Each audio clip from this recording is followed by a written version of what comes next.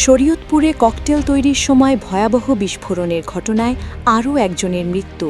ঢাকায় চিকিৎসাধীন অবস্থায় মারা গেছেন আহত নবীন হোসেন। এ ঘটনায় মোট নিহতের সংখ্যা দাঁড়াল 2 জনে।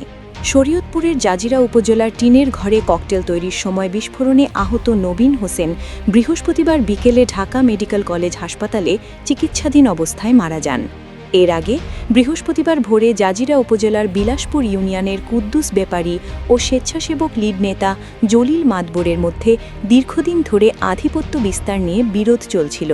এরই জেরে মাঝে মধ্যেই দুই পক্ষের মধ্যে দেশীয় অস্ত্র ও হাতবোমা নিয়ে সংঘর্ষের ঘটনা ঘটত। বৃহস্পতিবার 4টার দিকে কুদ্দুস বেপারীর চাচাতো ভাই সাগর বেপারীর সদ্য নির্মিত বসতঘরে হাতবোমা তৈরির সময় হঠাৎ বিস্ফোরণ ঘটে। বিস্ফোরণে ঘটনাস্থলেই নিহত হন সোহান বেপারী।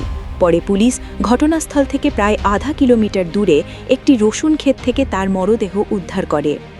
এই ঘটনায় গুরুতর আহত হন নবীন হোসেন ও নয়ন মোল্লা। তাদের উন্নত চিকিৎসার জন্য ঢাকায় পাঠানো হলে নবীন হোসেন ঢাকা মেডিকেল কলেজ হাসপাতালে মারা যান।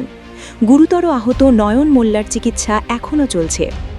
জাজিরা থানা পুলিশের ভারপ্রাপ্ত কর্মকর্তা সালে আহমেদ জানান, ঘটনাস্থল থেকে বোমা তৈরির বিভিন্ন সরঞ্জাম উদ্ধার করা হয়েছে।